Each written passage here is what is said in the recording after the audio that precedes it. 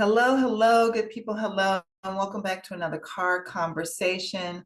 Um, I'm going to continue with my conversation about Project 2025. I want to talk about Project 2025 in the military for a moment, but I also want to remind everybody if voting has already begun in your state, please, please, please vote early. Vote early. Do not wait till the last minute. Do not wait till the last week or the last day. I know some people like to vote on election day, but here's the problem with that. If anything goes awry, anything in your day changes, you might not make it. So vote early. This election is too critical for us to miss out on adding our voice to the collective conscious of this country. So please make sure that you vote early. Now let's talk about Project 2025 and the military. First of all, what you need to know is there are six chapters in Project 2025 devoted to the military. 6 chapters. So I'm just going to touch the high points. There's a lot of material for you to read, guys. I keep trying to encourage you to read it yourself. So number 1 is loyalist in the military. Now we've already talked about the section where they're going to come through and fire around 500,000 federal employees.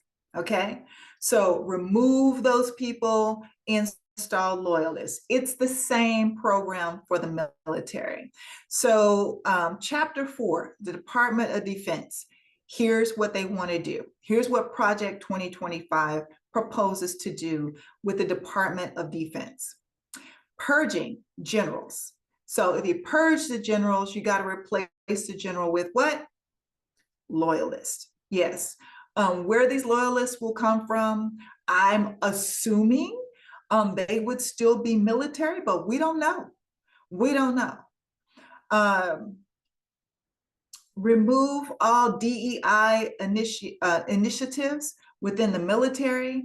So, I mean, you know who all that speaks to. We're talking women, we're talking people of color, we're talking the LGBTQI community. Like we're talking, that's what we're talking, taking away an equal and equitable opportunity for certain groups to one, enter the military, but I'm quite sure if they don't get rid of everybody, there will be a cap on progression in the military for certain groups and certain people.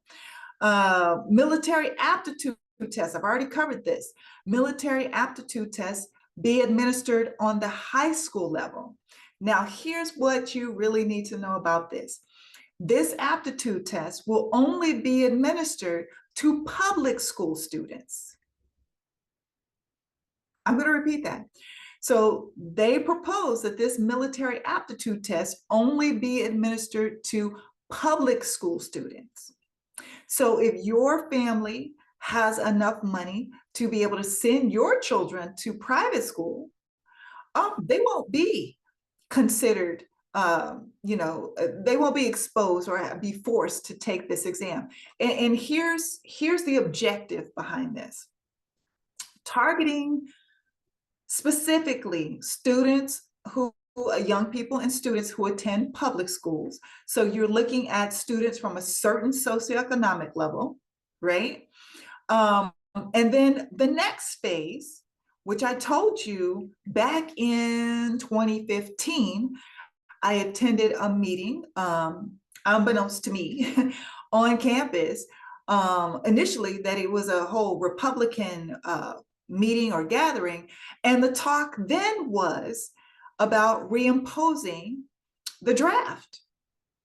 So you have this test being administered to public school, K through 12, and actually I believe 11th to 12th graders, right? And then they bring in the draft, or they reenact the draft, or they reimpose the draft, right? So which pool are they drawing from? Which pool of kids and children are they drawing from? Not theirs. Not theirs, because most of these people, the machine behind Project 2025, they're wealthy. They're wealthy. Their kids are protected. It's your kids that they're coming for. It's your children that they're coming for. Stop the Pentagon's efforts to secure state elections, specifically from foreign interference. Now, I don't know about you, but I didn't see many foreign people, many immigrants scaling the Capitol on January 6th. I didn't see a lot of people from other countries scaling the Capitol building on January 6th. So what Project 2025 wants to do is focus on specifically foreign interferences when we really have a domestic problem. The problem is inside the house, more so than outside the house. Now, yes, there is interference from other governments in our elections. That was proven in 2016 that Russia interfered in the election. So we know this, but our biggest problem is domestically in the United States. Our biggest threat, terrorist threats, are coming from inside the house. They're coming from right here. But Project 2025 wants to focus on foreign, other countries, immigrants, like you've heard a lot here recently. Eliminating the Department of Homeland Security. And, again, going, after this whole foreign threat of interference and terrorism. And they want to take money from the Department of Homeland Defense and pour it into the border. Again, back to blocking immigrants and making immigrants seem like they are the problem, when a lot of these white males are the problem in this country. I'm just going to say it. We're just going to call a thing here. That's what we're going to do. Also, I wanted to just remind everyone that during the RNC, Republicans broke. They broke until it could no longer be broken. Grindr's website, when they were in whatever city they were in for the RNC. I just wanted to remind you all that, because this targeting of groups and making sure that they remove trans people and people from the LGBTQI community from the military. But on some level, y'all know where I'm going with this, right? Y'all know where I'm going with this. Okay, so I just want to remind everybody, and then you had Mark Johnson here in this past, week and a half, talking about what type of porn he really prefers. But Republicans are always targeting trans people.